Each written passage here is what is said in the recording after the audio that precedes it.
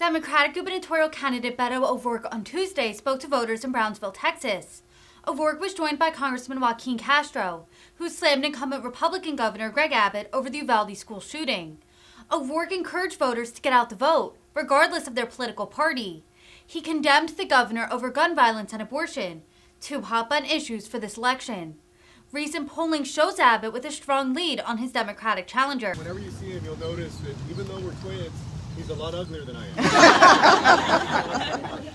Hey, but I wanted to come here today and be part of this and be in the Valley to support Beto, because we have to vote Beto in and get rid of Greg Abbott as governor. That's right! Greg Abbott has failed the people of Texas. That's it. Greg Abbott has had 8 years and has failed the people of Texas in almost every way that you can imagine. That's enough. But unfortunately, we haven't had to imagine it. He failed the children in Uvalde, in the community in Uvalde. He failed the people of El Paso. He failed the people of Sutherland Springs. And he failed all Texans when he said he would do something about gun violence, and he made it easier for dangerous people to get dangerous weapons in their hands. That's it's right. Time for Greg Abbott to go. Yeah.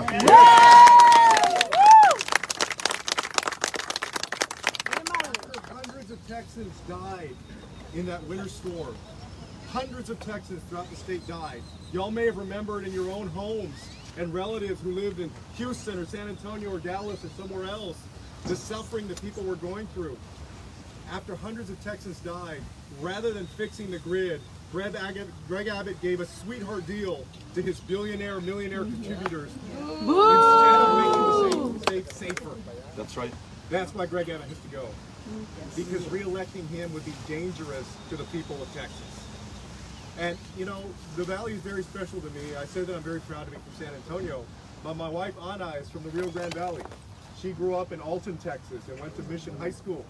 And so my in-laws still live in McAllen. And the Rio Grande Valley for years, y'all, did not get the resources that it should. It has been neglected by this governor. And that's why, as somebody in San Antonio, sometimes I'll ask students at St. Mary's University or UTSA or Lay the Lake, I ask them, oh, where are you from?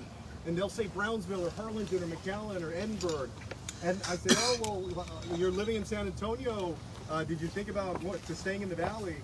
And they'll say, well, I wanted to stay in the Valley, but I want to be an engineer. I want to do something else. And I didn't feel like I could get the job that I wanted there. That's right. Nobody should have to leave their hometown and go somewhere else because there's not opportunity in the place they want to be.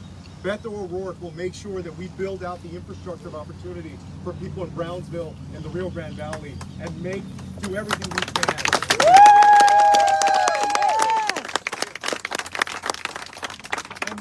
And then finally, before I introduce a wonderful colleague of mine, Vicente Gonzalez, who's your congressman, and who you should also be re-electing in November. Yes. Yes! I want to say a big thank you first to Beto Hinojosa, who's a Brownsville native. He's the state party chair for Democratic Party. Thank you, Chairman, for all the work that you've done for so many years now. And y'all, you know that we've got tight races, but with your vote, with your activism, with your enthusiasm, if you're able to call every friend that you can, donate every dollar that you can, walk every block that you can, do every single thing that you can to get every Democrat elected up and down the ballot. Because Greg Abbott has to go, but so does Dan Patrick. Yeah! And we need another Rio Grande Valley native, Rochelle Danza. Yes. To be We need Luke to win his race and become our railroad commissioner. I need y'all to send back Vicente Gonzalez to the U.S. Congress. Yes! Yes! Every single day.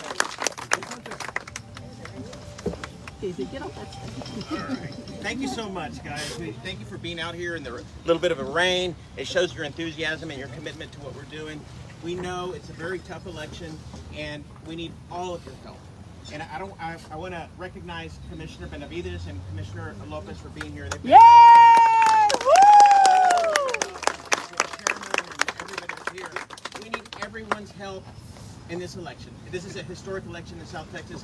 They've spent over $6 million on negative TV ads against me with all lies. We need to straighten that. We need to talk to people. But the only way we could win this election is with everybody getting everybody out to vote. I have no doubt, and I say this every time, I have no doubt that everyone here is going to vote if they haven't already voted. Already voted. But now we need to get our friends and our relatives and our neighbors, and we all have that primo that doesn't like to come out every time. He comes out every once in a while, right? We're going to call him this time and get this phone activated and text and call and be a pest. And if you need a ride, call our campaign. We'll get them a ride. Anybody who needs a ride, feel free to call our campaign. We have drivers out there that'll pick you up and take them to the polls. But we can only win this if we're all together, unidos para ganar, with all our friends and relatives, and we're going to win this county, and we're going to win the valley, and we're going to send them home packing, after spending a monumental amounts of resources here in South Texas. If we kick their ass this time, Woo! Right. We're going to elect Beto as our governor.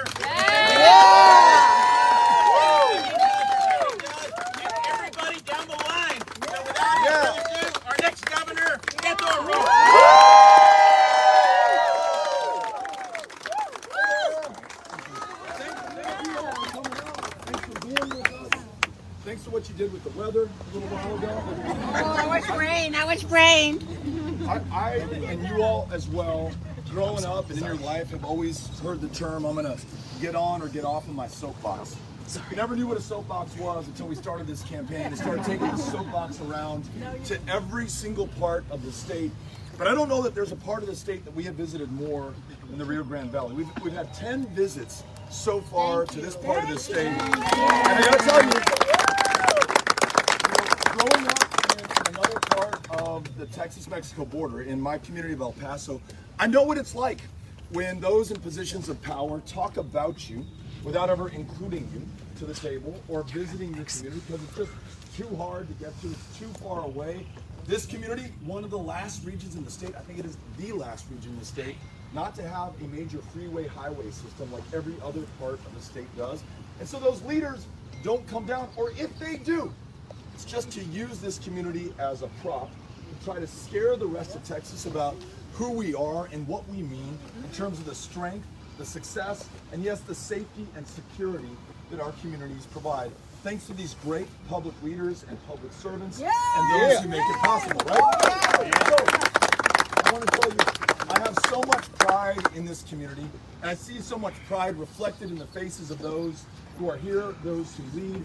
We were in San Benito a little bit earlier today, and so many people turned out right there. If that's Greg Abbott calling for me, I will call him.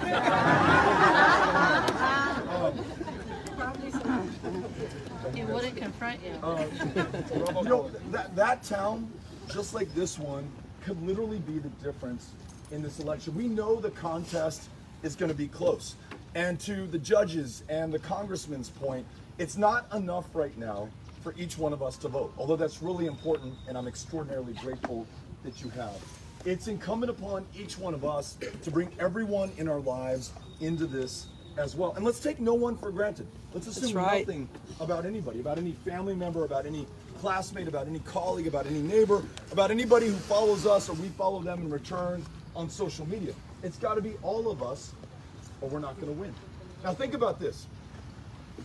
We're here in Brownsville, in this great state, in this extraordinary democracy, only because those who came before us made it possible, right? We were born into extraordinary fortune and luck that was won at great sacrifice, and sometimes in the lives of our fellow Americans, to make sure that we could secure this democracy, the right to freely and fairly decide the outcome of these elections. It's every woman, it's every man who's ever worn the uniform of this country. I think about those who served in World War II, fighting fascism half a world away to defend democracy here at home. I think about the freedom riders who got on those Greyhound buses knowing that they would risk their lives in the process, or a 24-year-old John Lewis in March of 1965, willing to risk his life by crossing the Edmund Pettus Bridge, not just for himself, but so all of us could vote in this country, regardless of race or ethnicity or any other difference between us. That's right. That's right. That's right. Think about all of that that has come down to this moment. They gave us this chance. We've essentially become the heirs to their service, to their sacrifice, to their struggle. And what we do with this inheritance is going to determine our future, our chances against all of these challenges, and it will define us, just as they were defined, in the pages of history and in the eyes of our children, who for me, our 3 kids, are my conscience. And it is their judgment that I fear more than anything else. So I ask you to look now forward to the future. Is it 10, 20, 30, 50 years from now? Our kids, our great-grandkids, our great-great-grandkids, looking back on us from that point, the people of 2022, to see how we dealt with the challenges before us. The greatest attack on this democracy that sets us apart from the rest of the world is occurring right here in the state of Texas. It's harder to vote, harder to get your name on the rolls to be registered to vote than anywhere else in America. The most, thanks to Greg Abbott, extreme abortion ban in the land. There's no exception for rape. There's no exception for incest. And effectively and functionally, and I know this because I've listened to those women who've nearly lost their lives because of Greg Abbott, there is no exception for the life of the mother or the woman involved. This is taking place at the epicenter of a maternal mortality crisis that is 3 times as deadly for women of color, for black women in this state right now. We are a state that, because of Greg Abbott, leads the nation in the number of school shootings. We are a state where children and teenagers, their leading cause of death is gun violence in the state of Texas today. As Joaquin was just saying, 5 of the worst mass shootings in U.S. history occurred in this state in just the last 5 years. And the only thing our governor has done is make it easier for those who should never have a firearm to begin with to carry them on our streets without a background check, without any training, without any due diligence whatsoever, and none of us the wiser or the safer for it. Since Greg Abbott's been governor, homicides in the state of Texas up 50%. Don't listen to the hype from the other side. This guy sits at the desk where the buck stops. His party has every lever of power in the state of Texas. He could have listened to cops and sheriff's deputies, law enforcement, who said, please, Mr. Governor, do not sign permitless carry into law. But instead he turned his back on them and did what would benefit the NRA instead of benefiting our kids in those classrooms. And then this, our teachers, who are my heroes, who are working one of the toughest jobs that I can imagine at one of the hardest times to do it, coming out of 2 years of pandemic, 2 years of learning loss, 2 years of those kids going through trauma that those of us who are my age can only imagine. 100,000 people lost their lives in the state of Texas because of the coronavirus. That means these kids have lost their grandparents. It means that some of their folks lost their jobs during the recession that began right at the outset of that virus. And it means that some of them have lost their homes. And they're bouncing around from one couch, one living room to another. Those teachers in the classrooms, they're literally keeping these kids alive right now, where we have record levels of suicidal ideation and suicide attempts. We don't like to talk about it. I don't either. I've got 3 kids at home. But if we fail to confront it and face it, we're never going to make it better.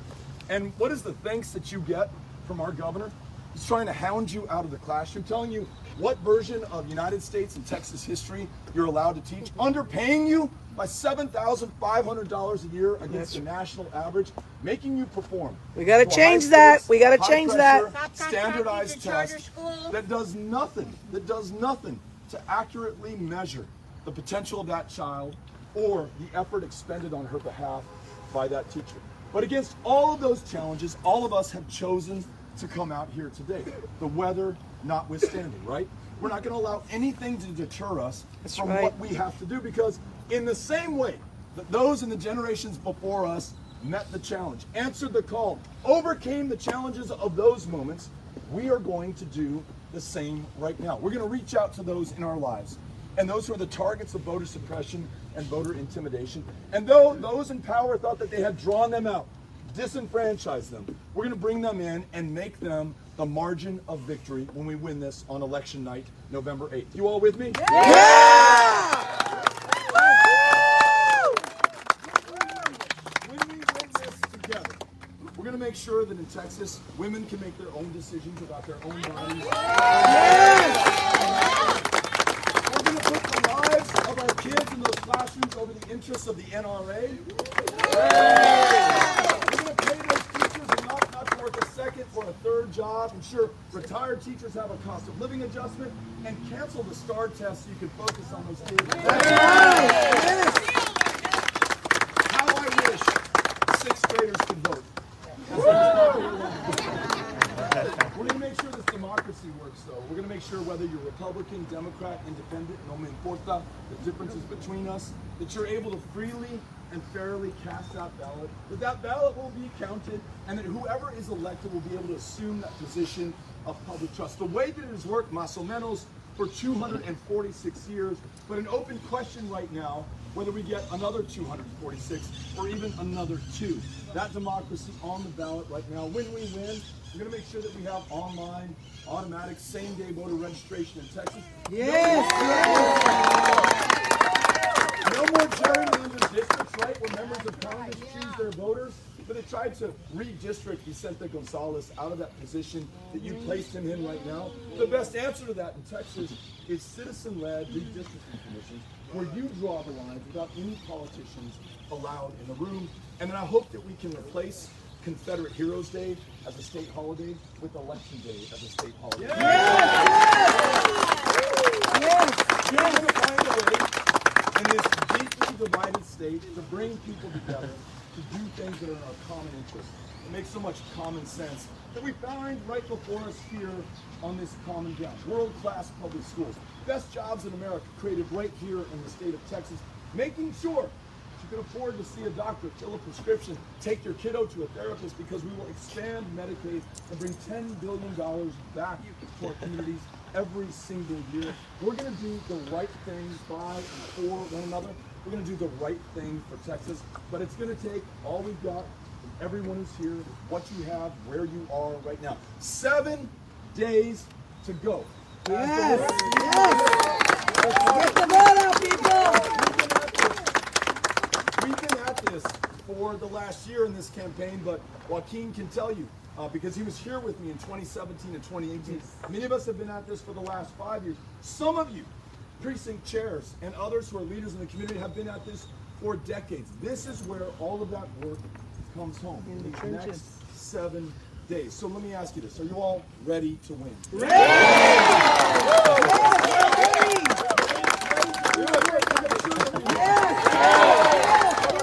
Let's keep the faith, keep up the fight, get after it, and go win these elections up and down the ballot. Let's do it!